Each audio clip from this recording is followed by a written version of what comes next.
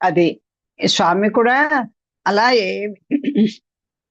ఆవిడ వస్తే నిజంగా ఆయనకి తగిన ఆవిడ కనుకే ఆయన కూడా స్వీకరించాడు. లేకపోతే ఆయన అడ్డు చెప్పాను కదా. అంతే ఈవిడ వెళ్ళింది, పొలమాలని ఆయన కంఠానికి ధరింపచేసింది, అన్ని సేవించింది.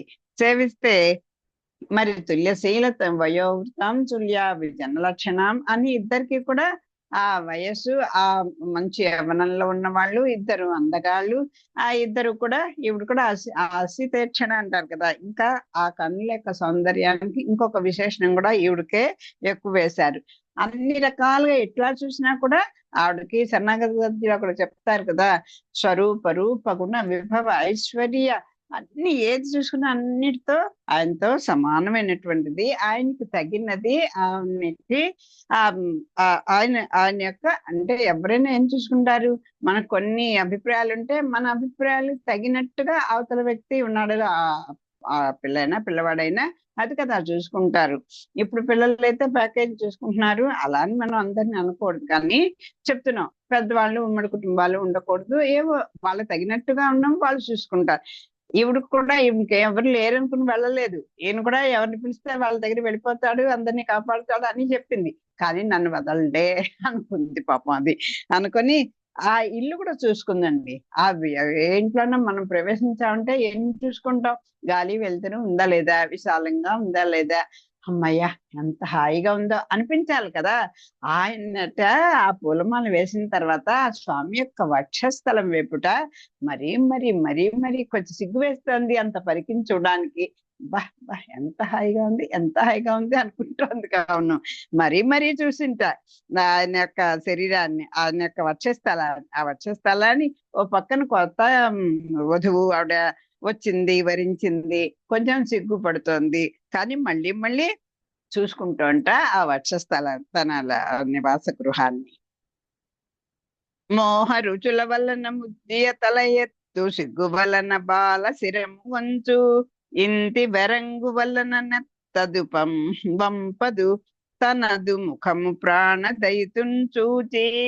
ఎంతైనా ఆడపిల్లే కదా, ఎంత అవతల ఉన్నటువంటి వ్యక్తి ఎంత దగ్గరగా తీసుకుంటున్నా సహజమైనటువంటి ఒక బిడియము, అదే సింగారం కూడా తేలి అందని అందమి ముద్దు అని ఊరికే చెప్పలేదు కదా. అలాంటి పెళ్ళుబికిన ప్రేమతో లక్ష్మీదేవి తల ఎత్తింద. ఒకసారి అలా స్వామి వంక చూసింట, ఇంతలో సిగ్గు ముంచుకొచ్చింది, మళ్ళీ తల దించుకుందిట.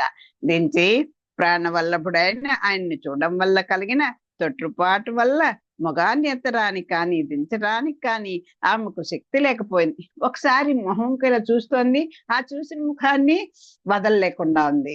మళ్ళీ ఓ పక్కన సిగ్గు వేస్తోంది, మళ్ళీ కిందకి దించుకుంటోంది, మళ్ళీ కిందకి దించుకోగానే మళ్ళీ ఆయన చూడాలనిపిస్తుంది, ఒకసారి మళ్ళీ తలెత్తుంది.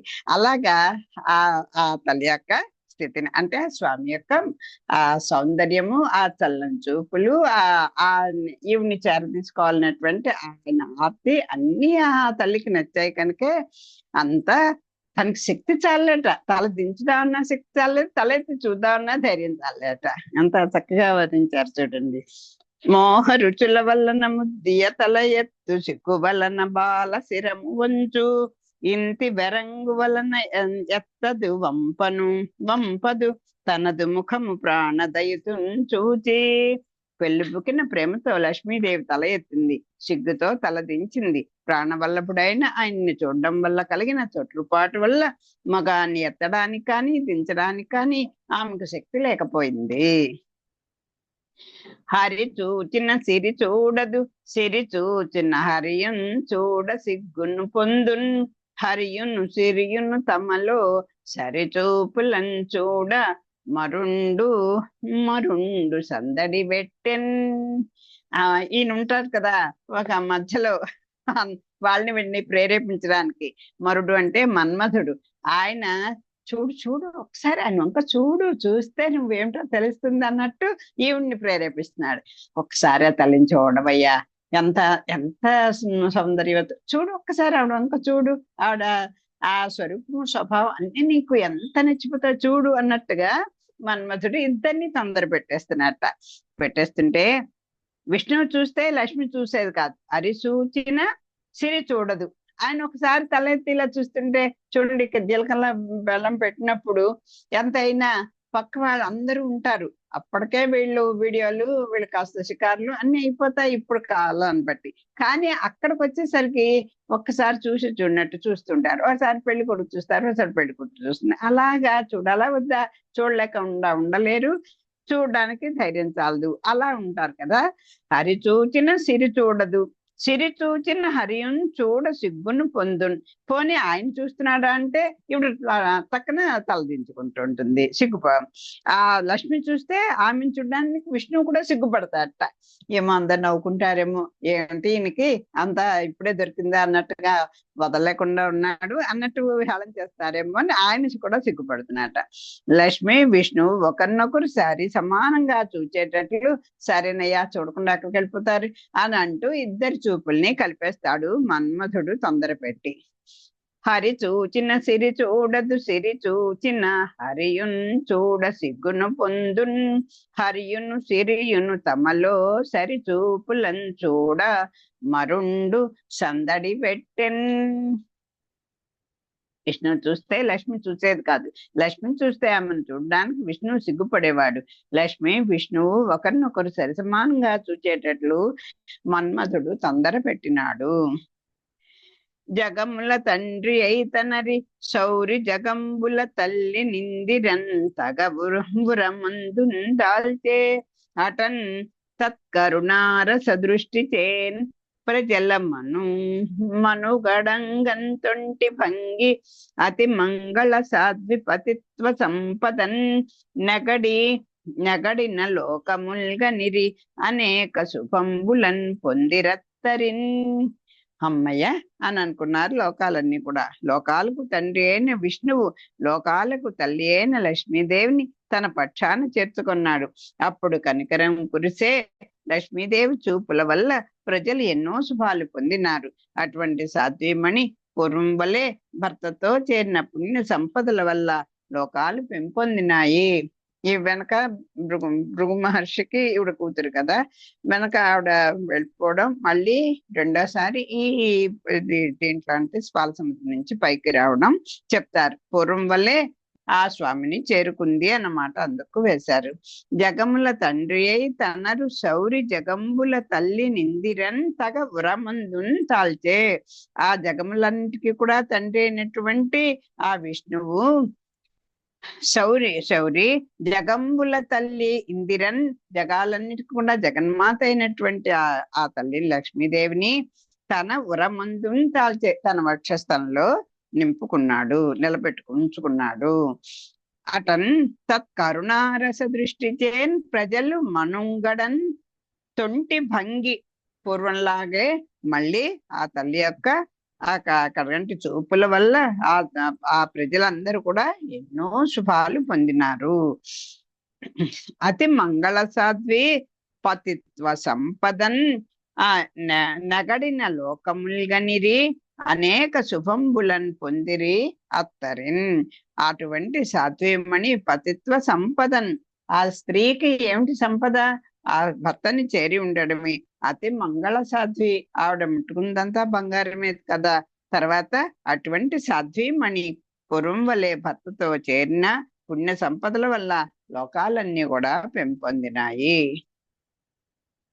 అటమున్న అబ్దిరాజు తన ఎందునున్న అమూల్యం పైన కౌస్తుభంబు పేరిట అనర్ఘ మణిరాజంబు అయ్యంబుజాక్షునకు సమర్పించిన దానిని తన వక్షస్థలమున ధరించే. అప్పుడు అయ్యాది లక్ష్మియు శ్రీవత్స కౌస్తుభ వైజయంతి వనమాలికా తారహారాద్యలంకృతంబైన పుండరీకాక్షు వక్షస్థలమున వసించే అయ్యవసరంబున. అది ఈ సముద్ర కన్య కదా, ఇవిడ సముద్రం నుంచి పుట్టింది కదా, మరి పుట్టింటి వాళ్ళు ఏవో కానుకలు ఇవ్వాలి కదా. ఆ సముద్రుట అల్లుడైనటువంటి ఆ మహావిష్ణువుకు కడలి రాజు, ఆ సముద్రపు రాజు తనలోని కౌస్తుభం అనేటువంటి అమూల్య రత్నాన్ని కనుగ్గా ఇచ్చాట. స్వామి వక్షస్థలంలో వనమాలికలు, అలాగే ఇదేంటి కౌస్తుభ, ఇదేంటి వైజయంతి మాల, తులసి మాలలు, ఆ చాలా హారాలు, తర్వాత అదేంటి కౌస్తుభం అనేటువంటి మణి, ఇవన్నీ కూడా ఆయన వక్షస్థలం, శ్రీవత్సం అనే పుట్టుమచ్చ, అలాగే లక్ష్మీదేవి ఇన్నిటితో శోభిస్తుంటాడు కదా. ఇవన్నీ ఈ పాల సముద్ర మథనంలో పుట్టినవి, అందరూ కానుగ్గా ఈ తల్లి పుట్టినప్పుడు ఇచ్చినవి కదా.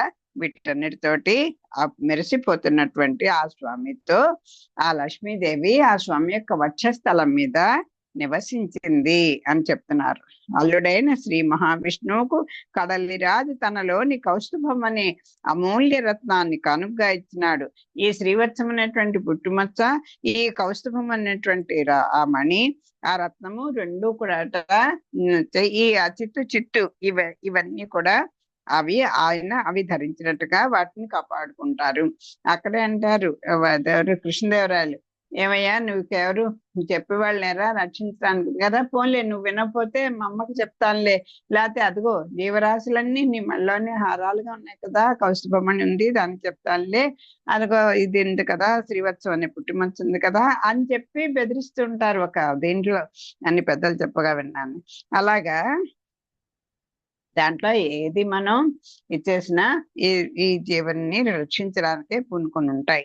అలంకారాలు కూడా ఆయుధాలుగానే ఉంటాయి. పీతాంబరం కూడా ఒక ఆయుధంగానే ఆయనకి పనిచేస్తుంది. అల్లుడైన మహావిష్ణువుకు కడలిరాజు తనలోని కౌస్తుభం అనే అమూల్య రత్నాన్ని కనుకగా ఇచ్చాడు. దాన్ని విష్ణువు తన వక్షస్థలాన ధరించినాడు. అప్పుడు శ్రీవత్సము, కౌస్తుభము, వైజయంతి మాలిక, ముత్యాల హారము మొదలైన వాడితో కూడిన సొగసైన విష్ణువు ఎదపై లక్ష్మీదేవి నివసించింది. అసలు వట్టి వక్షస్థలాన్ని చూసే ఆవిడ పిరుగొన్నటువంటి సిగ్గుతో తల మునకలైపోయింది, వదలలేక చూడలేక. అలాంటిది ఇంకా ఆభరణ శోభితుడైపోయాడు, సర్వాలంకార శోభితుడైపోయాడు. అలాంటి స్వామి ఎద మీద ఆ తల్లి నివసించింది. శంఖ మృదుంగ వేణురవ మున్నాడి పెంజి కటుల్ వాసెన్ నర్తన గాల లీలల సురల్ భాసిల్లిరి ఆర్యుల్ జగద్వాసుల్ విష్ణుని బ్రహ్మదేవ ముఖురుల్ తల్లింగ మంత్రంబులన్ ప్రాసక్తిన్ వినుతించిరి ఉల్లసిత పుష్పశ్రేణి వర్షించుచున్. ఇంకా తల్లి ఆది దంపతులు ఇద్దరు కూడా అలా చేర్తి ఉంటే ఇంకా చెప్పాలా, అందరు సందడే కదా. ఆ సమయంలో మునుముందుగా శంఖాలు, మద్దెలలు, పిల్లన గ్రోవులు మోగాయి. పెను చీకట్లు తొలగిపోయినాయి. దేవతల నాట్య సంగీతాల వేడుకలు వెలుగొందినాయి. లోకల్లోని పూజ్యులు బ్రహ్మాది దేవతలు సంతోషించి పూలదల్లు కురిపించారు. విష్ణు నామాంకితాలైన మంత్రాలతో స్తోత్రం చేసినారు. ప్రతి దాంట్లో కూడా ఆ విష్ణు పేరు మీదే మంత్రాలతో స్తోత్రాలు చేశాడు. మోసెన్ శంఖ మృదంగ వేణు రవములు మున్నాడి. ఇంకా అసలు ఆ శంఖాలు, మధ్యలు, పిల్లని గ్రోవులు అన్ని మోగాయి. చీకట్లు వాసన, పెన్నంటే పెద్ద ఉప్పకారు చీకట్లన్నీ కూడా ఎక్కడికక్కడ పటాపంచలైపోయి ఆ కాంతి ప్రసరించింది. నర్తన గాల లీలల సురల్ భాసిల్ని, ఒక దేవతల నాట్య సంగీతాలకు వేడుకలు వెలుగొందినాయి. నర్తన అంటే ఆ నాట్య రంగంలాగా. అలా వీళ్ళందరూ కూడా వేడుకలు చేసుకున్నారు. ఆర్యుల్ జగద్వాసుల్ విష్ణుని బ్రహ్మదేవ ముఖరుల్ తల్లింగ మంత్రంబులన్ ప్రాసక్తిని వినుతించిరి. ఇంకా లోకల్లోని పూజ్యులు బ్రహ్మాది దేవతలు కూడా సంతోషించారు. విష్ణునామాంకితులైనటువంటి మంత్రాలతో స్తోత్రం చేశారు. వినుతించిరి ఉల్లసిత పుష్ప శ్రేణి వర్షించుతున్. ఈ లోకంలోని పూజ్యులు బ్రహ్మాది దేవతలు అందరూ కూడా సంతోషించి పూల జల్లులు కురిపించారు. ఆ పాల వెల్లి కూతురు దీపుల చూపులను దొంగి తిలకించన్, ప్రజల్ చేపట్టిరి సంపదలను ప్రాపించెను మేలు, జగము బ్రతికి నరేంద్ర. ఇంకమ్మయ్య, ఇక ఏమి లోకల్లో ఎటువంటి బాధలు కూడా లేవండి. ఆ తల్లి చల్లని చూపులు ఉన్నాయి. జగము బ్రతికే, ఇదిగో జగమంతా అమ్మయ్య బతికి బట్ట కట్టింది అంటాం కదా. ఓ రాజా, లక్ష్మీదేవి చల్లని చూపులతో తీయగా చూసింది. అలా స్వామి దగ్గర చేరినటువంటి ఆ తల్లి ఒక్కసారి తమ ఆ కరుణ రసంతో కూడినటువంటి చల్లని చూపులతో చూసింది. ప్రజలకు వైభవము శుభము సమకూరినాయి, లోకం సుఖించింది, జగత్తుకు కొత్త ప్రాణం వచ్చింది. ఎప్పుడు ఈ రాక్షస ముఖల యొక్క బాధలతోటి కింగి కృషించిపోతున్నటువంటి జీవులందరికీ కూడా ఒక కొత్త ఊపిరి పోసిందా అన్నట్టుగా ఉన్నాయి. పాలేటి రాజకన్య మేలారెడు చూపులేక మిడుమిడు కంచున్ జాలిన్ పురపురన్ బొక్కుచున్ తూలిరి రక్కసులు కేడుతోచిన అధిపా. సజ్జనులందరికీ ఎక్కడైతే వాళ్ళని రక్షించే వాళ్ళు ఉంటారో వీళ్ళకి ధైర్యం వస్తుంది. అలా మా ఇతరులందరికీ ఎలా ఉంటుంది, వాళ్ళకి ప్రాణ సంకటం అయిపోతుంది ఈవిడ యొక్క చూపు కదా. ఓ రాజా, లక్ష్మీదేవి శుభకరమైన చూపులు కరవై రాక్షసులు పరితపించినారు. రాక్షసుల వైపు అలా చల్లని చూపులు ఎందుకు చూస్తుంది, వాళ్ళకి ఆ చూపులన్నీ కూడా చూడడానికి కూడా చూస్తేనే ప్రాణం పోయేట అయిపోతుంది వాళ్ళకి. చూడడానికి తల్లి చల్లని చూపులతో కనపడుతూనే ఉంటుంది. అదెవరికి, ఆ భగవత్ సంబంధం కలిగిన వాళ్ళకి, ఆ సజ్జనులకి. వారికి మాత్రం ఎవరికి, ఈ రాక్షసముఖ అందరికీ కూడా ఒక బాబాయ్ ఇలా చూస్తోంది, మనకేదో కీడు రాబోతోంది అన్నట్టు అయిపోయింది. వారికి కీడు అనిపించింది. విచారంతో తహతహలాడిపోయారు. అయిపోయింది, మన పని అయిపోయింది అన్నట్టుగా రాక్షసులు అనుకుంటున్నారు. వారదిందరు వంగనంతట వారుని అననొక్క కన్య వచ్చిన అసురుల్ వారి జలోచను సమ్మతి వారై కైకొనిరిదాని వారి జనిత్రన్. ఇక తర్వాత పాల సముద్రాన్ని చిలికేటప్పుడు వారుని అనే అందగత్తె పుట్టింది. ఆ కన్యను విష్ణువు అనుమతితో రాక్షసులు తీసుకున్నారు. ఈ లక్ష్మీదేవి పుట్టిన తర్వాత ఇంకొక అందగత్తె పుట్టింట, ఆవిడ వారుని. ఆ కన్యని ఈ విష్ణు యొక్క అనుమతి తీసుకొని రాక్షసులు తీసుకున్నారట ఆవిడని. మరియు తరువ అప్పయో రాసి ఎందు ఆ తరువన్ ఇంకా అలా చిలుకుతూ ఉంటే ఆ పయోరాశి ఎందు ఆ పాల సముద్రం నుంచి తరుణుండు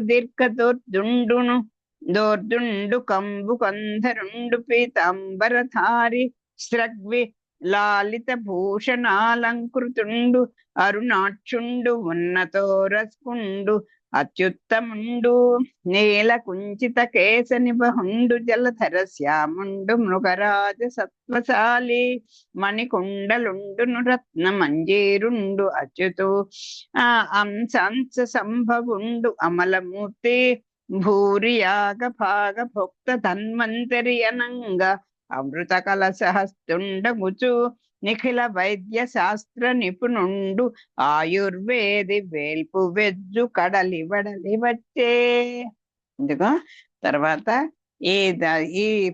ఈ కలియుగంలో అనేక రకాలైనటువంటి అనారోగ్యాలతోటి బాధపడుతున్నటువంటి ఈ జీవరాశి అంతా కూడా ఒక్కసారి ఆ ధన్వంతరికి దాసోహం సమర్పించుకుందాం మనం కూడా. ఆయన వచ్చారు దాంట్లోంచి. ఆయన ఎటువంటి వాడు, నిఖిల వైద్య శాస్త్ర నిపుణుడు, ఆయుర్వేది. ఆ ఆయుర్వేదాన్ని కనిపెట్టినటువంటి వాడు ధన్వంతరి. ఆ అంశంతో, భగవద్ అంశంతో ఆ ధన్వంతరి అనగా అమృత కలశహస్తుండగుచు ఆ అమృత కలశాన్ని చేత్తో పట్టుకొని ఆ సముద్రాన్ని తరువుగా ఆ అమృత కలశాన్ని పట్టుకొని ధన్వంతరి పైకి వచ్చాట. అటు తర్వాత చిలకగా ఆ సముద్రంలో అమృత కలశాన్ని చేత పట్టుకుని ధన్వంతరి అనే దివ్య పురుషుడు జన్మించాడు. భూరి యాగ భాగ భక్త ధన్వంతరి. అదేంటి యాగభాగాన్ని తీసుకునేటువంటి ఆ ధన్వంతరి అనంగా అమృత కలశహస్తుండగుచు నిఖిల వైద్య శాస్త్ర నిపుణుడు ఆయుర్వేది వేల్పు వెజ్జు. ఆ వేల్పులందరికీ కూడా మన చేతుల మనిషి అంటాం కదా, అలాంటి ఆయన కడలి వెడలి వచ్చే ఆ సముద్రం నుంచి బయటికి వచ్చాడు. అతడు ఎలాంటి వాడు? తరుణుండు. తరుణుడు అంటే మంచి యవ్వనంలో ఉన్నాడు. అక్కడ కూడా శుర్పున చెప్తుంది, తరుణో రూప సంపన్నో అని. ఆ రామలక్ష్మణులందరికీ ఇద్దరు కూడా ఎంత అందమైన వాళ్ళు అని చెప్తుంది. తనకు ముక్కు చెవులు కోసేసి ఇచ్చినా కూడా, ఆ పంపించినప్పటికీ కూడా ఆ రావణాసుడి దగ్గరికి వెళ్ళి వీళ్ళని సౌందర్యాన్ని పొగుడుతుంది. అలాగా మంచి ప్రాయంలో ఉన్నవాట ఈ ధన్వంతరి. అతడు మంచి ప్రాయము కలవాడు, తరుణుండు, దీర్ఘ దోర్ధండు. ఇంకా ఏంటి? ఆ అదేంటి, అతడు ఆజానుభావుడు, చాలా మోకాళ్ళ వరకు చేతులు కలిగినటువంటి వాడు. అతనికి దీర్ఘ దోర్ధండు, కంబు కంబు కంధరుండు అంటే కంఠం, అదేంటి శంఖం వంటి మంచి కంఠం కలిగినాడు. కంఠం ఇప్పుడు శంఖంలాగా చక్క పొడవుగా అలా ఉండాలి, అది అటువంటి కంఠం కలిగివాడు. ఇంకా పీతాంబరధారి, ఎర్రని ఇదేంటి వస్త్రాన్ని, తెల్లని వస్త్రాన్ని కట్టుకున్నటువంటి వాడు పీతాంబరధారి. స్రగ్వి అంటే నాకు తెలియలేదు. పీతాంబరధారి స్రగ్వి, ఎవరిని అడిగి చెప్తాను.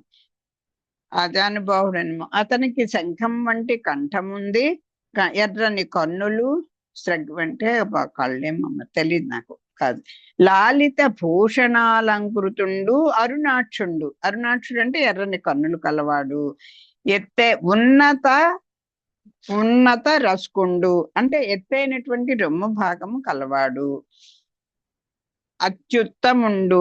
తర్వాత నల్లని వెంట్రుకలు, నేల కుంచిత కేశ నిబహుండు. నల్లని వెంట్రుకలు ఎప్పుడు కూడా చక్కగా, ఆయన కేశపాసాన్ని బట్టే కదా ఆయన కేశవుడు అని పేరు పొందినవాడు. నల్లని వెంట్రుకలు కలవాడు, మేఘము వంటి రంగు కలవాడు. నేల కుంచిత కేశ నిబహుండు, జలధర శ్యాముండు. జలధరం అంటే మేఘము అంటే శ్యామం అంటే రంగు కలవాడు. తర్వాత మృగరాజ సత్వశాలి మణికుండలుండు, రంగు కలవాడు. మణి ఖచ్చిత మకర కుండలాలు మణికుండలుండు. ఆ మకర కుండలాలు, మణులతో పొదిగినటువంటి మకర కుండలాలు కలిగి, రత్నాల కాలి అందలు, రత్న మంజీరుండు. మంజీరం అంటే కాలి అందెలు, రత్నాలతో పొదిగినటువంటి కాలి అందెలు ఉన్నాయట ఆయనకి. తర్వాత అచ్యుతుండు, ఎక్కడ నాశనము లేనటువంటి వాడు. అంశాంశ సంభవుండు, అటువంటి సింహం వంటి శక్తి కలవాడు. మృగరాజ సత్వశాలి, మృగరాజు అంటే సింహం, ఆ సింహం వంటి శక్తి కలిగిన వాడు అయినటువంటి విష్ణువు అంశతో, అంశాంశ సంభవుండు. ఎందుకండి ఇంత సాక్షాత్తు నారాయణుడేనా అంటే ఆ నారాయణ అంశంతో జన్మించాడు కనుక అలాగే కనిపిస్తున్నట. విష్ణువు అంశతో జన్మించినటువంటి వాడు అమలమూర్తి, పవిత్రమైనటువంటి ఆ భూరి యాగభాగ భక్త ధన్వంతరి, ఆ పవిత్రమైనటువంటి యజ్ఞశాలల్లోని ఆవిర్భాగాన్ని పొందేటువంటి యోగ్యత కలవాడు అయినటువంటి, వైద్య విద్యలో తేరినటువంటి వాడు, దేవతలకు వైద్యుడు అయినటువంటి ధన్వంతరి అని పేరు గల ఆయన అమృత కలశాన్ని పట్టుకొని ఆ కడలి వెడలి వచ్చే వేల్పు వెజ్జు అంటే వైద్యుడు. వైద్య సదాయోగి అని విష్ణు సహస్రనామాలో చెప్తారు కదా. ఆయనే వైద్య విద్యల్లో ఆరితేరినవాడు, దేవతలకు వైద్యుడు అయినటువంటి ఆయన ఆ ధన్వంతరి ఆయన ఆ కడలి నుండి వడలి వచ్చే. తరుణుండు దీర్ఘ దోర్తండు కంబు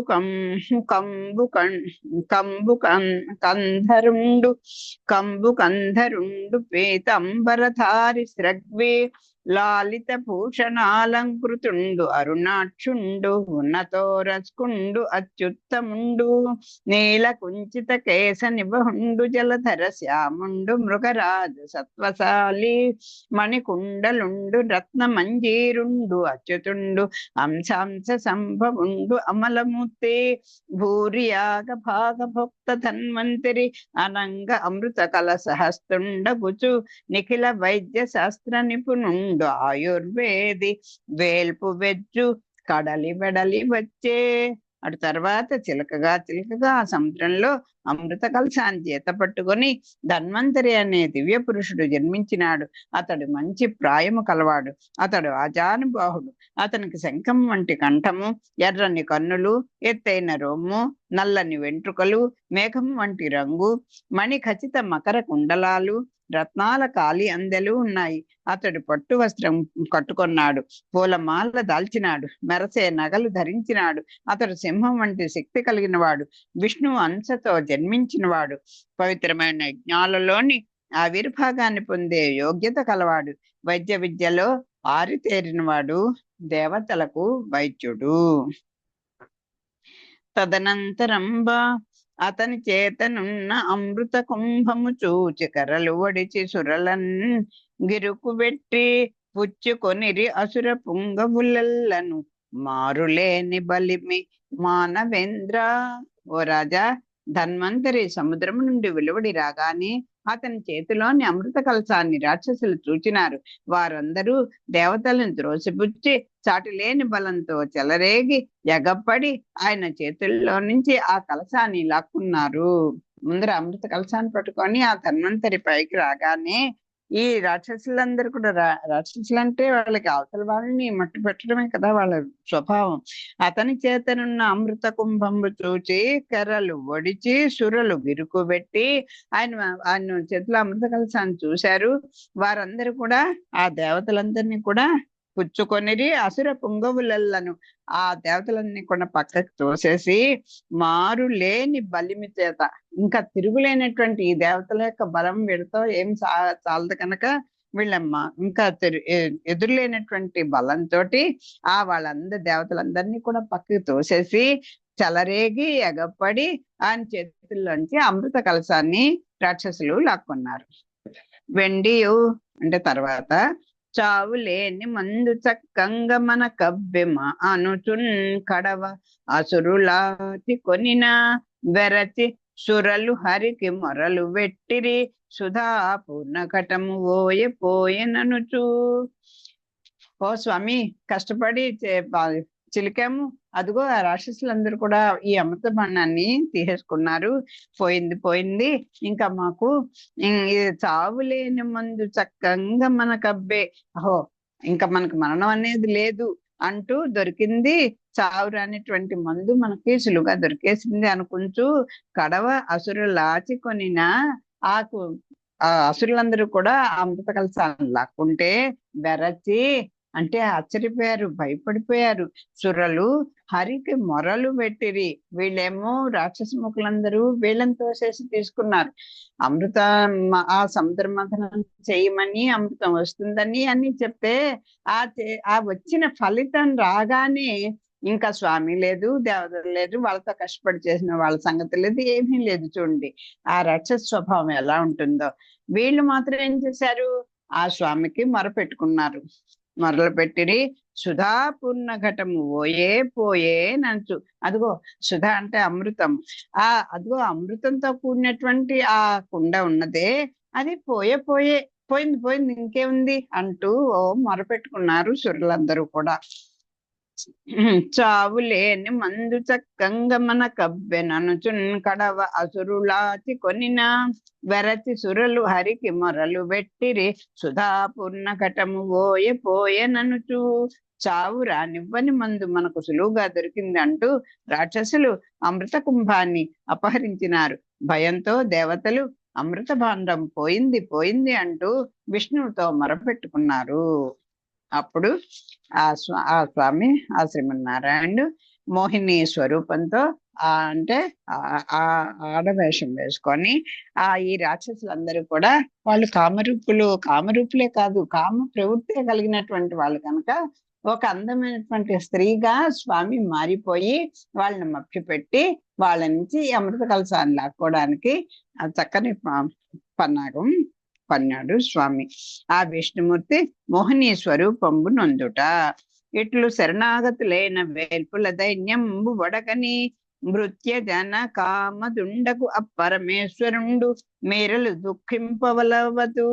నేను నా మాయాబలమునం చేసి మీ అర్థంబు మరల సాధించదనని పలికే తత్సమయంబున అయమృత పూరంబు నేమ త్రావుదమని తమకించు దైత్య దానవ జనంబుల లోపల అమంగళంబగు కలి సంభవించిన కథంబునన్ ప్రబలులకు రక్కసులు విలోకించి సత్రయాగంబునందు నడుచు చందంబున తుల్య ప్రయాస హేతువులకు సురలు సుధాభాగంబున కరుహులగుదురు కావునన్ పంచి కొడుచుట కర్తవ్యంబు. ఇది సనాతనంబగు ధర్మంబగుటం చేసి అయమృత కుంభంబు విడువండని దుర్బలులగు నిశాచర్లు దుర్బలులకు నిశాచర్లు జాతమత్సరులై ప్రబలులైన తమ వారల వారించుతున్న సమయంబున. మహావిష్ణు భక్తుల కోరికలు నెరవేర్చేవాడు కాబట్టి ఇట్లు శరణాగతులైన వేల్పుల దైన్యంబు వడగని శరణాగతులైనటువంటి ఆ దేవతల యొక్క దైన్యాన్ని దీనత్వాన్ని పొడగని చూసి మృత్య జన కామదుండగు ఆ మృత్యులు అంటే తన సేవకుల యొక్క జన్మల యొక్క కోరికలు తీర్చేటువంటి ఆ పరమేశ్వరుడు మీరు దుఃఖంపవలవదు, మీరు దుఃఖపడకండి. నేను నా మాయాబలమునం చేసి నేను నా మాయ చేత మీ అర్థం మరల సాధించదా అంటే మీ ప్రయోజనం, మీరు ఎందుకోసం ఈ సముద్రాన్ని మధించారో ఆ అర్థం అంటే ప్రయోజనం అని మీకు కావలసిన వస్తువుని మరల సాధిస్తాను అని పలికే తత్సమయమున అయమృత పూరంబు నేమత్రావుదమని తమ్మకించుచు దైత్య దానవ జనంబుల లోపల ఈ దైత్యులు దానవులు వీళ్ళందరూ కూడా మేము తాగుతాం అని అంటుంటే అమంగళంబకు కలి సంభవించిన కథంబున అప్పుడు ఈ అమృతరసాన్ని మనమే తాగుదాము అంటూ త్వరపడినారు. ఎవరు? మహావిష్ణువు భక్తుల కోరికలు నెరవేర్చేవాడు కాబట్టి అతడు శరణు వేడింది దేవతల దుఃఖాన్ని చూచి మీరు బాధపడకండి, నా మాయ వల్ల మీ కోరికను తిరిగి నేను సాధిస్తాను అన్నాడు. ఆ సమయంలో రాక్షసులు అమృత రసాన్ని మనమే తాగుదాము అంటూ త్వరపడినారు. తత్సమయంబున ఆ అమృత పూరంబు నేమ త్రావుదము, నేమ అంటే మేమే, ఇదిగో ఈ అమృత కలశం మా దగ్గర ఉంది మేమే తాగుతాం అంటూ త్వరపడ్డారట రాక్షసులందరూ. కానీ తమకించు దైత్య దానవ జనంబుల లోపల అమంగళంబకు కలి సంభవించిన కథంబున కానీ ఆ రాక్షసులలో అమంగళకరమైన కలహలం బయలుదేరింది. వాళ్ళకి సమంగా అందరం తీసుకున్న అలా ఉండదు కదా, వాళ్ళలో వాళ్ళకి అమంగళకరమైనటువంటి ఒక కలకలం బయలుదేరింట. అందువల్ల బలవంతులైన రాక్షసులు కొందరు అసూయపడినారు. వాళ్ళలో బలవంతులు కొంతమంది ఉంటారు కదా, వాళ్ళకి అసూయ కలిగింది. గొప్ప యజ్ఞంలో వలే కథమున ప్రబల్లగు రక్కసులు విలోకించి సత్రయాగంబునందు నడుచు చందంబునన్ తుల్య ప్రయాస హేతువులగు సురలును సుధాభాగంబునకు అర్హులౌదురు కావున పంచి కొడుచుట కర్తవ్యంబు. ఇది సనాతన ధర్మం బగుటం చేసి ఆ అమృత కుంభంబు విడువండని దుర్బలులగు నిశాచరులు జాత మత్సరులై ప్రబలలైన తమ వారలను వారించుచున్న సమయమున. స్వామి ఆ పదం చూడండి, తమ వారలట దేవతలు అందరూ కూడా స్వామి యొక్క అనుచరులు. అంచేత మా వాళ్ళు అంటాం చూసారా, అలాగా ఆయన ఆశ్రయించిన వాళ్ళందరూ కూడా తన వారిగా ఆయన లెక్క వేసుకుంటాడు. కానీ ఆ రాక్షసులలో అమంగళకరమైన కలహలం బయలుదేరింది. అందువల్ల బలవంతులైన రాక్షసులు కొందరు అసూయపడినారు. గొప్ప యజ్ఞంలో వలె దేవతలు మనతో సమానంగా శ్రమపడినారు, వారికి కూడా అమృతంలో భాగం ఇవ్వాలి, పంచుకొని అనుభవించడం న్యాయం, ఇది తరాతరాల ధర్మం కాబట్టి అమృత కలశాన్ని వదలండి అంటూ కొందరు తక్కిన బలవంతులైన రాక్షసులను అడ్డగించినారు. కొంతమంది ఉంటారు కదా దేవతల్లో కూడా పెద్దవాళ్ళందరూ కూడా ఇదిగో ఆ ఏదైనా యజ్ఞయాగాలు చేస్తే యాగాలు చేస్తే దేవతలకు కూడా ఆ ఆవిర్భాగం పెడుతుంది కదా.